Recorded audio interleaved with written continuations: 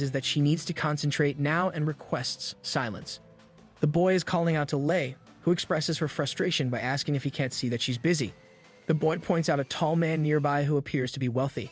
Lei initially thinks he's referring to the one with the red hat, but the boy corrects her, indicating the one in black.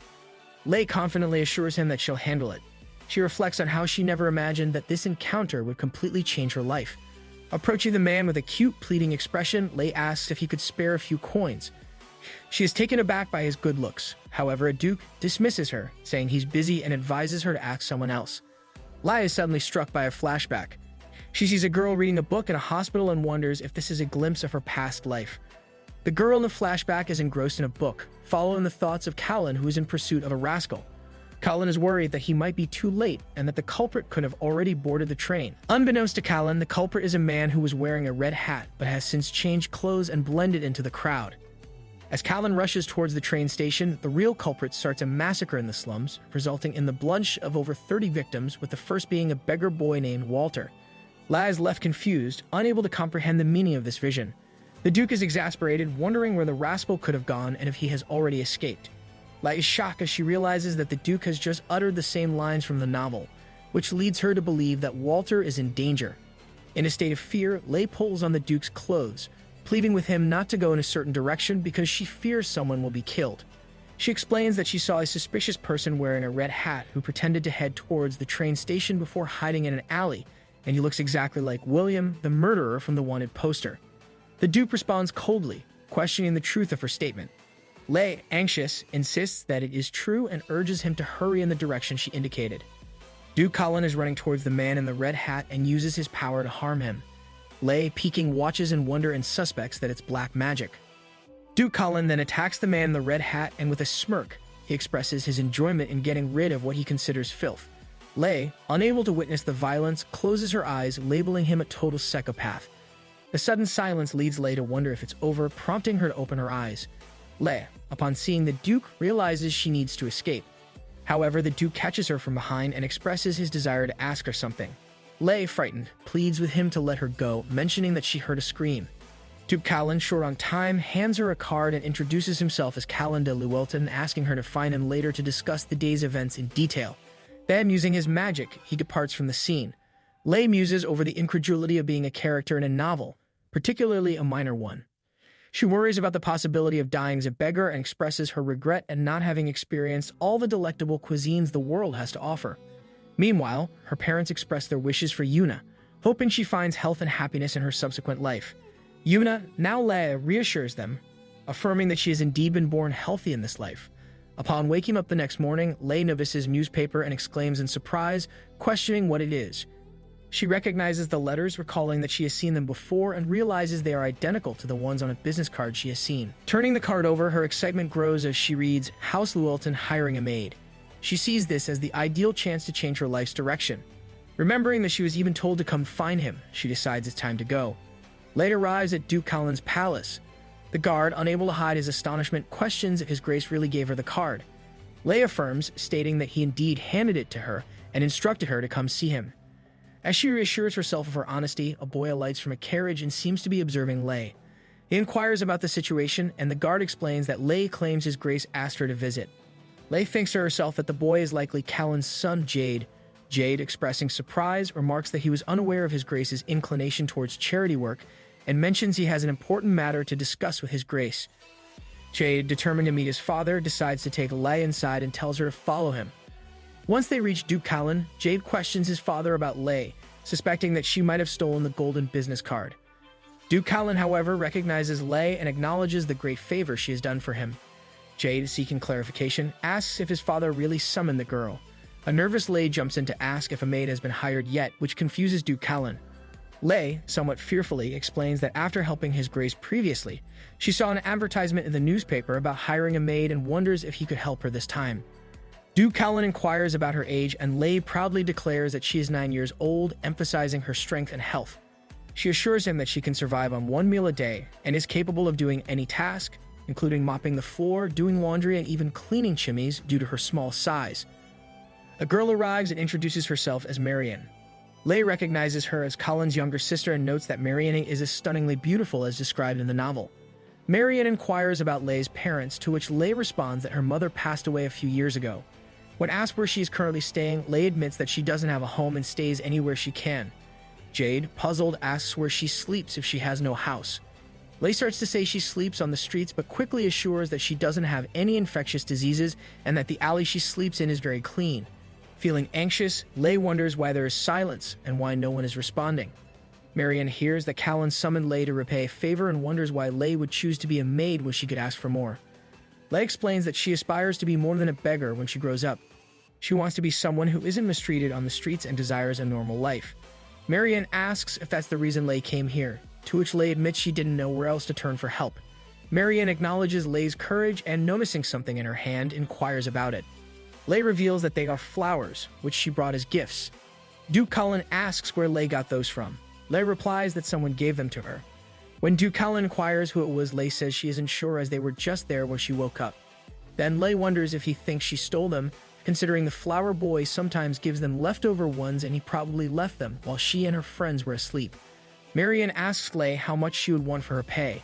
Leigh, excitedly, says she'll take whatever Mariam gives her, maybe a fourth of what an adult makes. Duke Cullen then asks Leigh something he wanted to check with her, about how she knew he was going after William that day.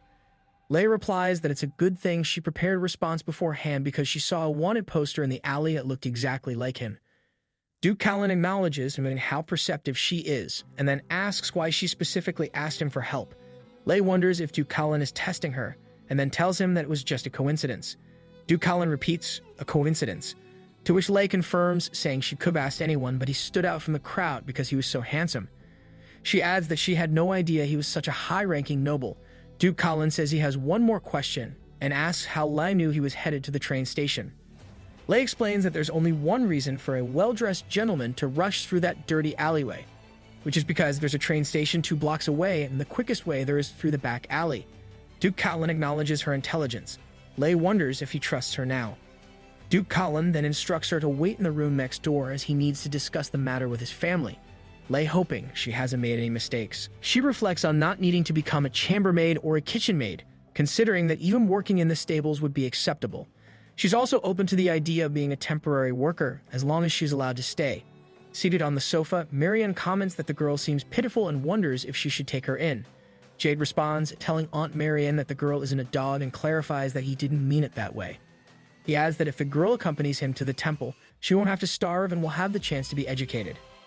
Duke Cullen tells them to calm down and points out that if she goes to the temple, she'll have to become a nun first. Marian, surprised, asks if they are going to keep her here, to which Jade warns that if they take someone like her in as a maid, it could lead to unfavorable rumors about their family. Duke Cullen suggests raising her themselves. Jade expresses disbelief at the idea. Duke Cullen, however, affirms his seriousness. After a discussion with his family, Duke Cullen calls Leigh and tells her that the advertisement she read was published over half a year ago, and that they have already hired 3 maids since then. Leigh thinks to herself, questioning her expectations and chiding herself for hoping. Duke Cullen confirms with Leigh that she'll do anything he asks of her, to which she agrees. He then offers her 5 gold coins every week. Leigh is shocked, thinking to herself about the large sum and doubting that he would give her all that money for free. She wonders if he wants to make her a part of his collection, considering Duke Llewellyn's hobby of collecting taxidermy animals. Anxiously, she thinks about what she might have to do. Duke Cullen expresses uncertainty about how a young lady should grow up in his house as they've never had one before and mentions that Marian grew up in the countryside. He then proposes the idea of Leigh becoming his adopted daughter. Leigh, perplexed, thinks to herself about the term adopted daughter, wondering if Duke Cullen is serious about the adoption or if there's another reason behind his proposal, questioning what kind of maid an adopted daughter would be. Marian laughs and says that an adopted daughter is not a maid, rather she would be served by one. Leigh ponders, realizing that he was actually asking her to become a part of his family. Marian then blames Cullen, saying that Leigh misunderstood because he spoke of giving her money first. Duke Cullen, somewhat embarrassed, tells Marian to be quiet. The butler knocks on the door and enters, announcing that His Highness has arrived. Duke Cullen, in response, tells the butler that he's in the middle of a conversation and to ask His Highness to wait. Leigh thinks to herself, questioning if it's acceptable to treat a prince in such a manner, and concludes that the Llewellyn family must be very powerful. Duke Cullen approaches Leigh and tells her that he can't make her work because she's too small, Leigh feeling that she isn't that small. Duke Cullen then expresses that he can't bear the thought of her returning to the streets and offers her to live there, wanting her to be his daughter. Lei contemplates the significance of becoming Callan's daughter, realizing it would make her part of the most influential family in the kingdom, but also a member of the bloodiest family in the world. Duke Callan asks if she is hesitant, to which Lei internally debates whether this is a blessing or a curse, yet acknowledges the certainty of the situation. She agrees, recognizing the rarity of such an opportunity. Duke Callan is pleased and decides to have his butler handle the rest of the arrangements. Marion remarks, surprised that they don't even know the girl's name. Duke Callan responds nonchalantly, saying it doesn't matter as he will give her a new one. Lei then realizes she hasn't yet told him her name and introduces herself as Lei, mentioning that her mother gave her this name. Duke Callan deduces that she must have been born on a Monday, which astonishes Lei. She asks how he knew that, and Duke Callan explains that Lei means Monday in the ancient tongue. As the scene shifts towards the bath, Lei thinks that the bathroom is larger than the living room. The butler informs her that a maid will soon arrive to assist her with her bath, and then he will take his leave. Lei calls out to the butler, asking him to wait, and he tells her to call him Cyan. Lei asks if she may inquire something, to which Cyan suggests she could ask him after her bath. Lei, opening the curtains of the room, seeks clarification on one matter. His Grace has told her to become his adopted daughter, and she wants to know what that entails. Cyan explains that it means she will become a master whom he must serve.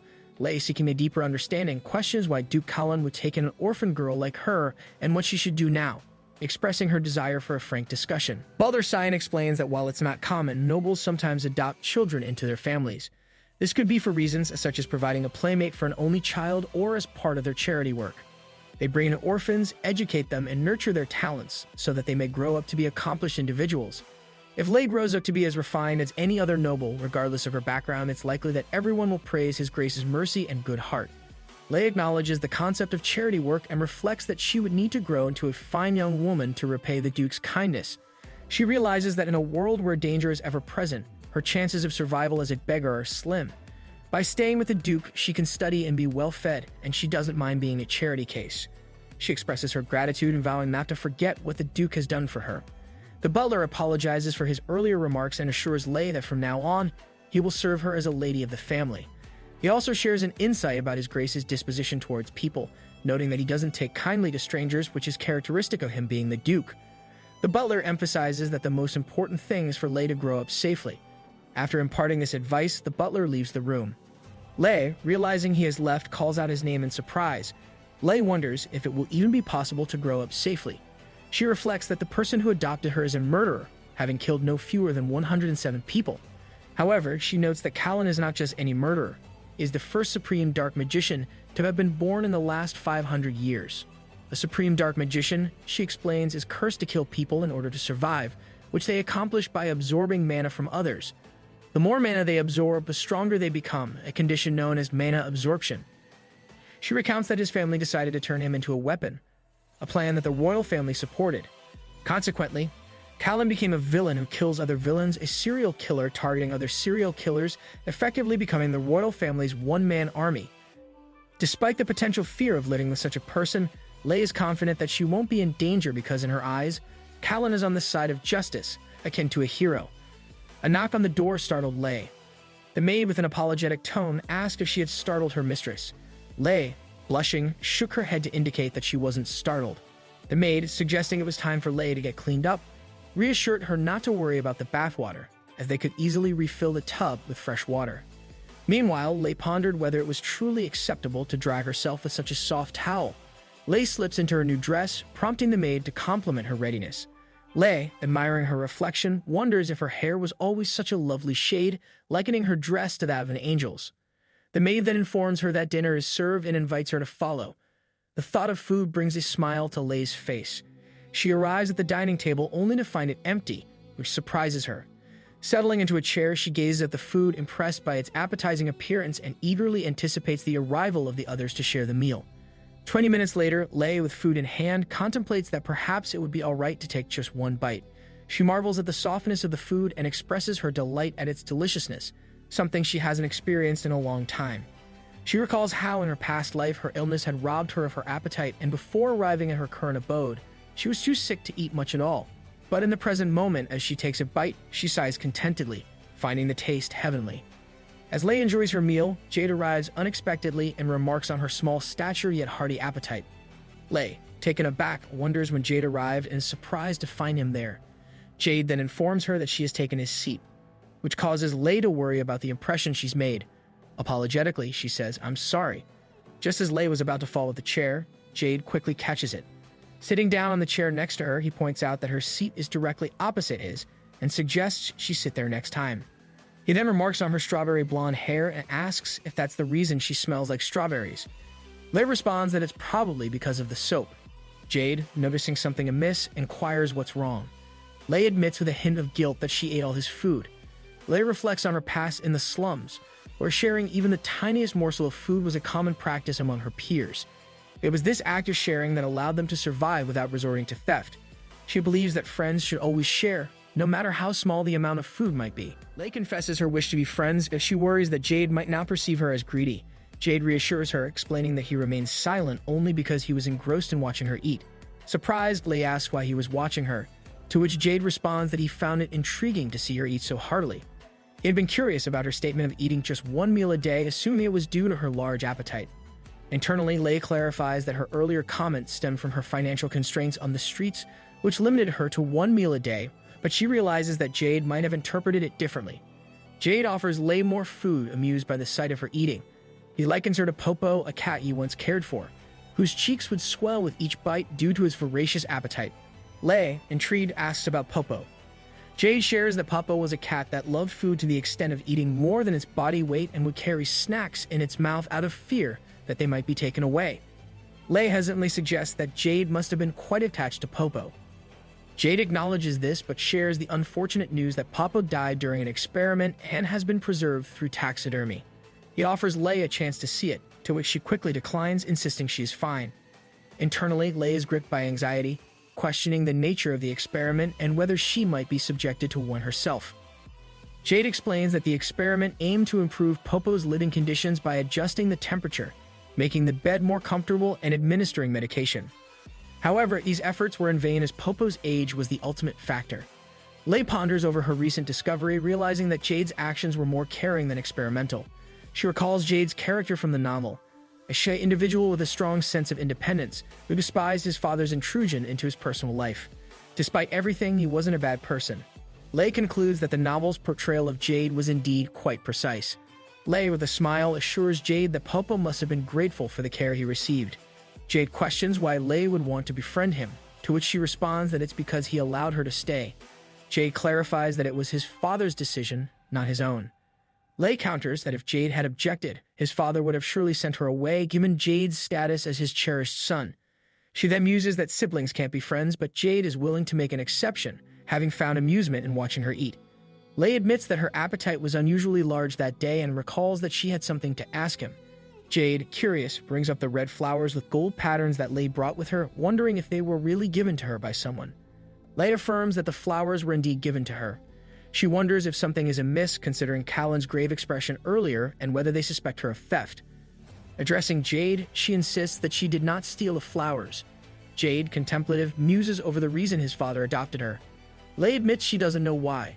Jade probes further, asking if she has ever killed or assisted in killing someone. Lei vehemently denies it, asserting she never intends to do such a thing. Jade acknowledges her response and then inquires if she has ever done anything wrong. Lei recounts a past accusation of theft, clarifying that she was innocent and merely attempting to return the wallet. Jade inquires if she was harmed during the incident, to which Lei admits she was slapped and the assault was nearly fatal. Jade, reflecting on her words, concludes that Lei is not considered prey in his eyes. Lei questions the term prey with a hint of concern, pondering if Jade was assessing whether she was a target for Callan. She contemplates her decision to come to this place.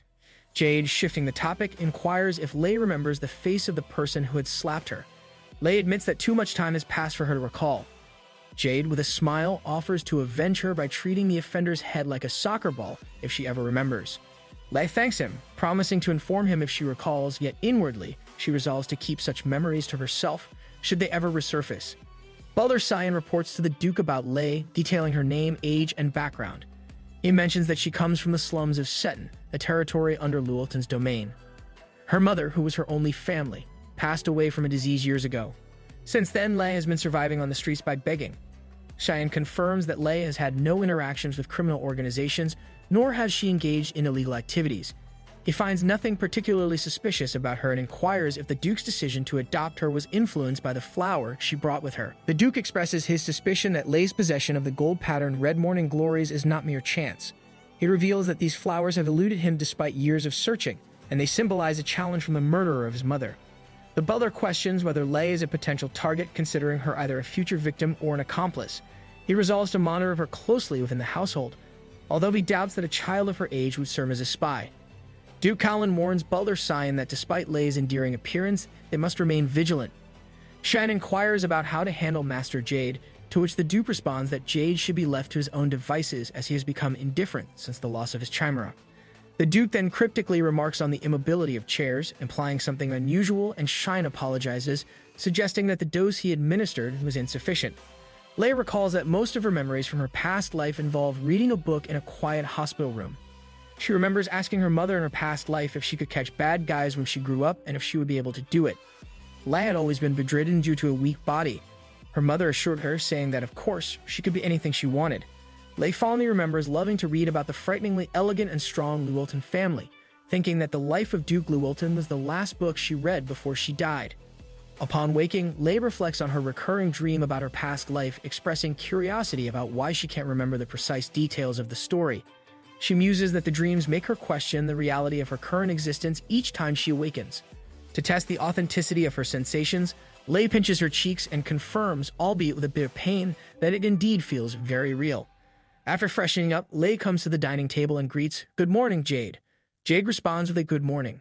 Lei notes that his grace is absent again, to which Jade explains that their father is always busy and that today he went out to patrol one of their rural territories.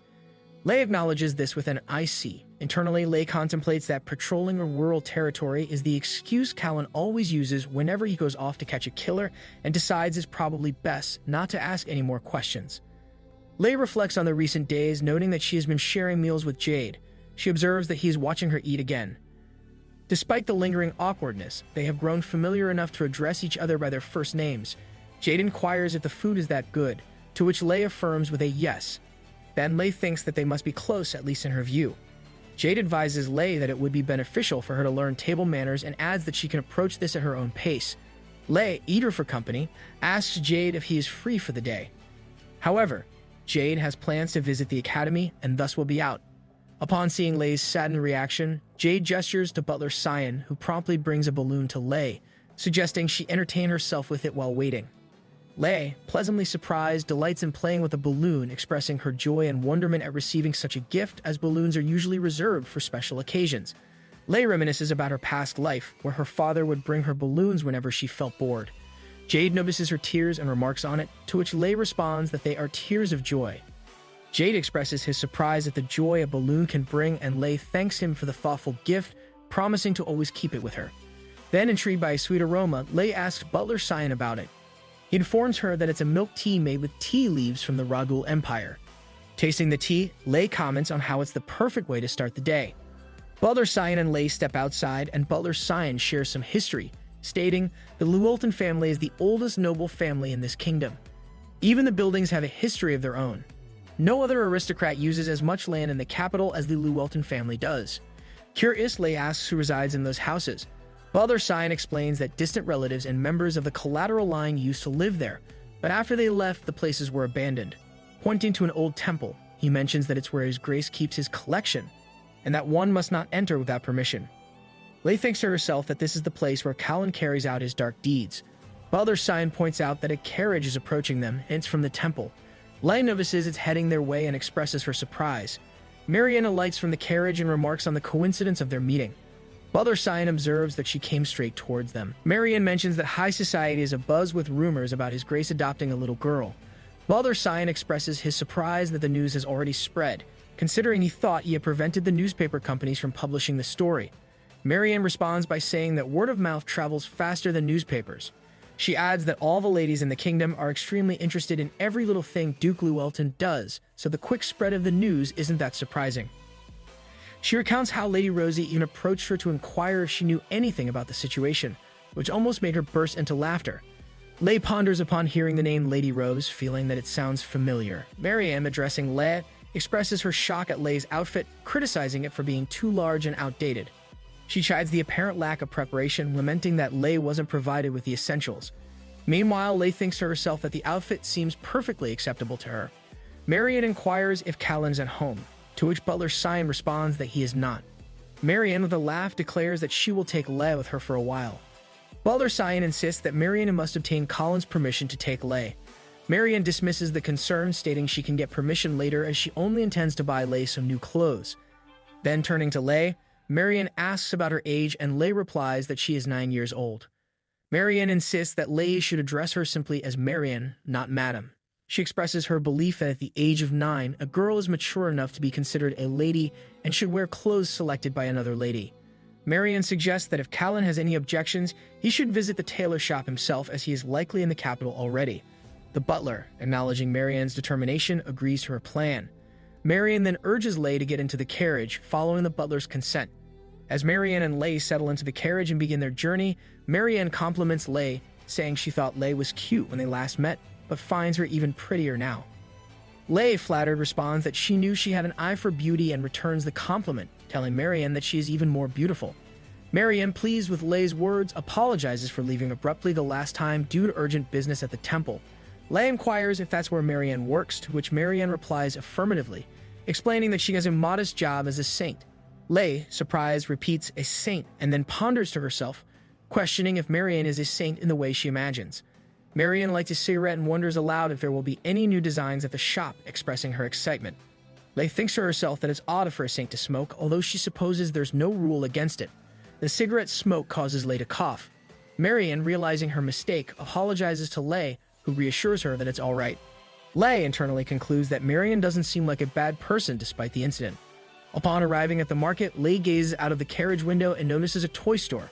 She reminisces about how, as a beggar, merely looking at the pretty trinkets and toys inside a store was a luxury, because the owner disliked having dirty beggars near his shop.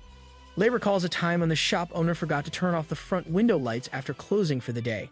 She secretly visited the toy shop to admire the magnificent toys, describing it as the most heavenly experience she ever had, standing there until morning, captivated by the beautiful sight.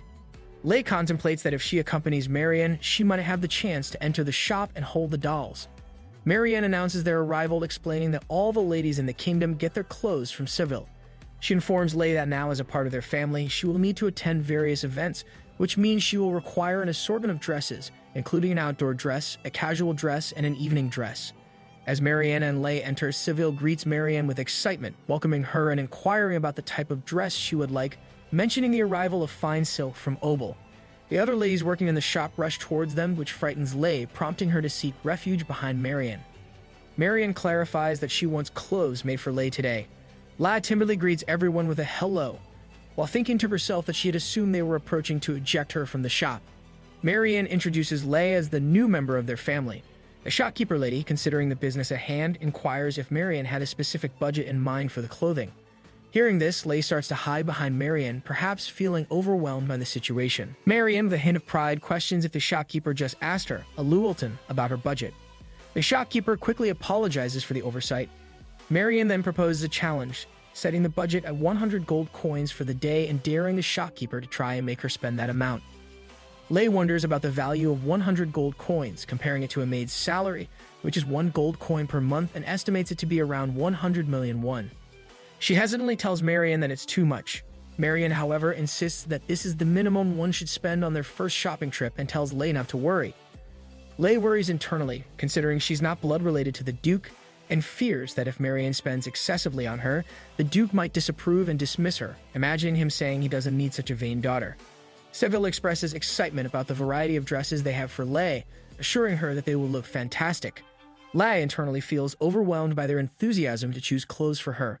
Seville offers to keep Lei's balloon safe, promising to tie it so it won't fly away. They then inform Lei that they need to take her measurements and ask her to follow them, despite Lei's reluctance. Marian insists on bringing more expensive items that match their family's prestige, complaining that the current designs are out of fashion. The shopkeeper lady suggests not dressing such a pretty girl in what she considers rags and points out a nice-looking design. She mentions they have a sample of that design, and asks if they would like the girl to try it on. Marian agrees and encourages the child to proceed. The lady then directs Lei to the VIP fitting room, and Lei quickly heads towards it. The shopkeeper lady, while dressing Lei, remarks that the dress is meant for parties and that a princess had ordered a similar design. Lei, feeling nervous, wonders if she's wearing a dress meant for a princess, which she finds quite overwhelming. Upon stepping outside, a shopkeeper lady greets a woman as Lady Rose. Lei recalls that this is the person Marianne had mentioned earlier. Suddenly, Rose reprimands the lady, insisting that only her maid is to dress her, causing Lei to react with a startle. Rose expresses her frustration, stating that it's beneath her status as the future Duchess of Llewellyn to have a commoner as an adopted daughter. The other ladies chime in, noting that Lei isn't of magical lineage like Lord Jade, a topic of much gossip in high society. Lei reflects on this, understanding that it's to be expected since nobility often views commoners unfavorably. Rose refers to Lei as a nuisance and contemplates how to handle the situation. Her maid suggests marrying Lei off early and sending her to the countryside. Rose agrees, hoping that Lei is attractive because she believes that no one would marry someone unattractive.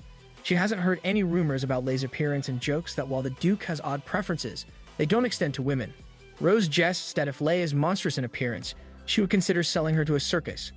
A lady quietly suggests to Lei that if she leaves now, she can avoid an encounter. Lei reflects on her past, recalling how people have looked down on her for being a beggar, but she's become accustomed to such treatment. As Lei exits the dressing room, Marianne sees her and exclaims how adorable she looks. The shopkeeper lady proposes the idea of getting matching outfits as they have a similar design available. Marianne is thrilled at the idea, expressing her desire to wear matching dresses with a family member. Lei thinks to herself, feeling pleased that Marianne seems happy. The shopkeeper lady asks Lei to wait on a chair and offers to get her something to drink. Lei, sitting there, wonders about the safety of her balloon. When she looks around and doesn't see it, she is shocked and quickly leaves in search of it. The shopkeeper lady, noticing Lei's sudden departure, calls out to her with concern. Outside, Lei is frantically looking for the balloon, distressed because it was her first gift from Jade, and she had promised to always keep it close. The mysterious stranger approached Lei, complimenting her lovely hair and offering to reveal her future. He suggested that knowing her fate would help her plan wisely. However, Lei nervously declined, stating that she wasn't interested. She quickly fled from the scene. Lei finds herself rushing forward and wonders if the person she's fleeing from is now gone. As she comes across a toy shop, she can't help but express her delight at the sight of teddy bears and the realization that it's a toy store, a place she's always wanted to visit. However, she quickly reminds herself that finding her balloon is her current priority. Confused, she pauses to consider her whereabouts. She acknowledges that she left without any explanation and decides that she must return as soon as possible, urging herself to be more attentive to her surroundings. Feeling the pain from her fall, she sits on the ground, reflecting on the discomfort. Upon standing, she reminds herself to keep the dress she's wearing clean, as it's not hers. Overcome with a sense of helplessness, she breaks down, not knowing the way back and questioning what her next steps should be. In the midst of her turmoil, she is distracted by what she thinks might be a bird. At that moment, Duke Callan makes his appearance, suggesting that Lei is attempting to run away from home. Lei, caught off guard, greets him with respect.